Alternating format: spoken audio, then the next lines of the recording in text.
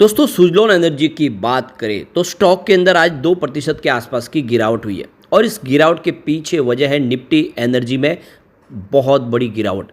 भले ही बाजार ने आज पॉजिटिव क्लोजिंग दी हो, लेकिन एनर्जी सेक्टर में तूफानी गिरावट हुई है और इसके पीछे वजह प्रॉफिट बुकिंग का मामला है। बाजार लगातार नई ऊंचाई छू रहा था और ऐसे में प्रॉफिट बुकिंग तो बिल्कुल आनी ही थी। अब यहाँ पे कुछ बड़ी अपडेट निकल के आ रही है जिनको हम एक एक करके डिस्कस करने वाले हैं। आने वाले समय में कुछ बड़ी संभावना बनती हुई दिखाई दे रही है। अब आप देख सकते हो कि सुज़लोन एनर्जी, जिसमें एफआईओ या डीआईओ या म्यूचुअल फंड सब जम के खरीदारी कर रहे हैं, यहाँ पे जो देख सकते हो कि जो निवेश है वो लगातार बढ़ रहा है। वो इशारा कर रहा है कि ये स्टॉक आने वाले समय कुछ कमाल कर सकता है। तो क्या इस समय इस गिरावट का हमें फ़ायदा उठा के सुज़लोन में निवेश करना चाहिए, जानने की कोशिश करेंगे इस वीडियो के माध्यम से। लेकिन फ्रेंड, उससे पहले अगर आप पहली बार हमारे चैनल पे आए तो चैनल को सब्सक्राइब कर दीजिए, एक बेल आइकॉन दबा दीजिए ताकि जब भी नया वीडियो बने पहला नोटिफिकेशन आपको मिले। वीडियो पसंद आए तो लाइक से जरूर कीजिए। चलो फ्रेंड्स, वीडियो स्टार्ट करते हैं। मैं हूँ आपका दोस्त SB दवे और हमारे अपने चैनल ऑनलाइन कमाई में आपका बहुत बहुत स्वागत है। तो सबसे पहले निफ्टी एनर्जी की बात करें तो आज 40,600 के स्तर पर क्लोजिंग थी। 706 पॉइंट की भारी गिरावट देखने को मिली, यानी 1.71% गिरा निफ्टी एनर्जी। तो बहुत ज़बरदस्त और तूफानी गिरावट थी आज एनर्जी सेक्टर में और देख सकते हो कि इसका असर सुज़लोन में देखने को मिला। तो स्टॉक की शुरुआत तो पॉजिटिव हुई 50.19 पर, क्लोजिंग कल थी 49.96 के आसपास। 50.28 का इंट्राडे में हाई भी बना, लेकिन जैसे कि बाजार में गिरावट का माहौल शुरू हुआ, ये स्टॉक में भी प्रॉफिट बुकिंग शुरू हो गई और 48.75 का इसने लो बनाया और अंत में क्लोजिंग 48.93 के आसपास रही, जहाँ पे 2.06% की गिरावट देखने को मिली। यानी निफ्टी एनर्जी सेक्टर की गिरावट का असर यहाँ पे बिल्कुल देखने को हमें मिला। वैसे सुज़लोन का स्टॉक काफ़ी समय से आप देख सकते हो कि 50 के आसपास ही आपको ट्रेड करता हुआ दिखाई देगा और ये आप देख ही सकते हो कि 3 तारीख को ये 50 तक पहुंच गया था, जिस दिन एग्जिट पोल के नतीजे देखने को मिले थे। लेकिन उसके बाद में जब देख सकते हो कि असली रिजल्ट सामने आया तो इसमें गिरावट हुई। उस दिन तो 52 का इसने हाई बना लिया, लेकिन उसके बाद में गिरावट ज़्यादा हुई, स्टॉक 45 तक पहुंच गया था। यानी निचले लेवल से लोगों को खरीदारी करने का मौका मिला और 45 से स्टॉक फिर 50 के आसपास है और देख सकते हो कि पिछले 4-5 ट्रेडिंग सेशन से 50 के आसपास ही ट्रेड कर रहा है। 14 जून को जरूर ये 51 तक चला गया था, लेकिन फिर क्लोजिंग है जो देख सकते हो कि 50 के आसपास ही रही और अब आप देख सकते हो कि स्टॉक यहाँ से एक बड़े फ्रेश ट्रिगर का इंतजार कर रहा है और फिर एक तेज़ी के साथ आगे बढ़ने को तैयार है। फिलहाल स्टॉक के लिए जो राहत सबसे बड़ी है कि स्टेज 4 से 3 में शिफ्ट कर लिया गया है, जिससे यहाँ पे इंट्राडे ट्रेडिंग भी शुरू हुई है।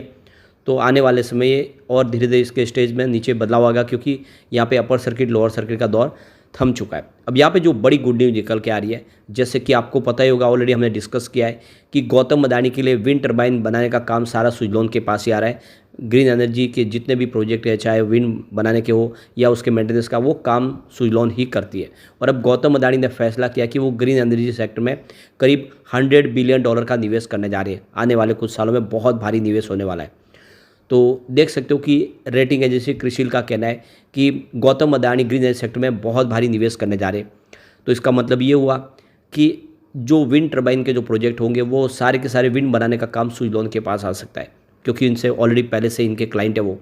तो बहुत बड़ी अपॉर्चुनिटी सुज़लोन के लिए भी दिखाई दे रही है। जितने बड़े कॉरपोरेट हाउस इस सेक्टर में निवेश करेंगे उसका सीधा फायदा सुज़लोन को होता हुआ दिखाई देगा। इसके अलावा जो बड़ी अपडेट निकल के आ रही है, क्रिसिल ने एक रिपोर्ट जारी की है फाइनेंशियल ईयर 2025 से लेकर 26 के लिए, जिसमें कहा जा रहा है कि आने वाले समय ये जो नई सरकार का गठन हुआ, ये renewable energy sector, road sector और रियल इस्टेट के में 38% की वृद्धि दिखाता हुआ दिखाई देगा। इन्वेस्टमेंट काफ़ी ज़्यादा आ सकता है इस सेक्टर में। तो क्रिसिल की तरफ से जो कल रिपोर्ट जारी की गई उसमें कहा गया है कि करीब 15 लाख करोड़ का निवेश आ सकता है सरकार की तरफ से रिन्यूएबल सेक्टर में, रोड और रियल इस्टेट सेक्टर में। इस समय सरकार पावर सेक्टर के में, रियल एस्टेट सेक्टर में और इंफ्रास्ट्रक्चर सेक्टर में बहुत सारा निवेश करे, हाईवेज़ के लिए, रेलवेज़ के लिए। तो जो पॉलिसी है वही आगे बढ़ने वाली है। ऐसे में सरकार बजट में बहुत सारा अनाउंस कर सकती है और निवेश आएगा तो आपसे इस सेक्टर को बहुत सारा बेनिफिट होगा। तो क्रिसिल के सीनियर डायरेक्टर और chief rating officer Krishna Sitharaman का कहना है कि यहाँ पे इस समय 3 सेक्टर में सरकार का ज़्यादा फोकस है और जो पॉलिसी भी बनाई जा रही है उसको लेकर ही फ़ायदेमंद पॉलिसियाँ बनाई जा रही है। तो ये तीनों सेक्टर है, चाहे रोड के हो या फिर रियल एस्टेट के हो या फिर इंफ्रास्ट्रक्चर के साथ ग्रीन एनर्जी, रिन्यूएबल एनर्जी के सेक्टर हो, इसके लिए आने वाले इसमें सरकार कुछ बड़े फैसले और लेगी। अब यहाँ पे रिन्यूएबल एनर्जी के लिए सरकार ने अपना गोल सेट कर दिया है कि 2030 तक कम से कम 450 गीगावाट की कैपेसिटी को पाना है सोलर और विंड एनर्जी के माध्यम से। 2024 की टोटल इंस्टॉल कैपेसिटी 35 गीगावाट के आसपास रही है, जो पिछले कई सालों के मामले में सबसे शानदार रही है। अभी फिलहाल 75 गीगावाट के प्रोजेक्ट पाइपलाइन में है। 50 गीगावाट के प्रोजेक्ट आने वाले 2 सालों में कंप्लीट होंगे, तो इसके लिए सरकार बहुत सारा खर्च करने को बिल्कुल तैयार है। तो कुल मिला के क्रिशिल का कहना है कि सरकार की तरफ से बहुत सारी पॉलिसी में बदलाव होगा, कुछ सब्सिडीज भी दी जाएगी, जिससे इस सेक्टर में बहुत सारी संभावना दिख रही है। तो रिन्यूएबल एनर्जी सेक्टर के लिए ये एक बहुत बड़ा मौका है। यहाँ पे एक बड़ी अपडेट और निकल के आ रही है। WEF की तरफ से जो रिपोर्ट जारी की गई है ग्लोबल एनर्जी ट्रांजिशन, जिसमें इस इंडेक्स के अंदर इंडिया की जो रैंक है वो 63 है, स्वीडन टॉप पे है। तो बुधवार के दिन देख सकते हो कि यानी आज ही वर्ल्ड इकोनॉमिक फोरम की तरफ से रिपोर्ट जारी की गई है, जिसमें 63वीं रैंक इंडिया की आई है। इस रिपोर्ट में कहा गया कि इंडिया ग्रीन एनर्जी सेक्टर में और इस रिन्यूएबल एनर्जी सेक्टर में अपनी तरफ से पूरा योगदान कर रहे हैं। काफ़ी अच्छी यहाँ पे संभावना पॉजिटिव दिख रही है। लेकिन यूरोपियन नेशन इसमें डोमिनेटेड दिख रहे हैं, उनकी जो रैंक है ऊपर है, स्वीडन सबसे ऊपर है, उसके बाद में डेनमार्क, फिनलैंड, स्विट्ज़रलैंड और फ्रांस टॉप 5 में शामिल है। चाइना की इस लिस्ट में जो रैंक है वो 20वीं है।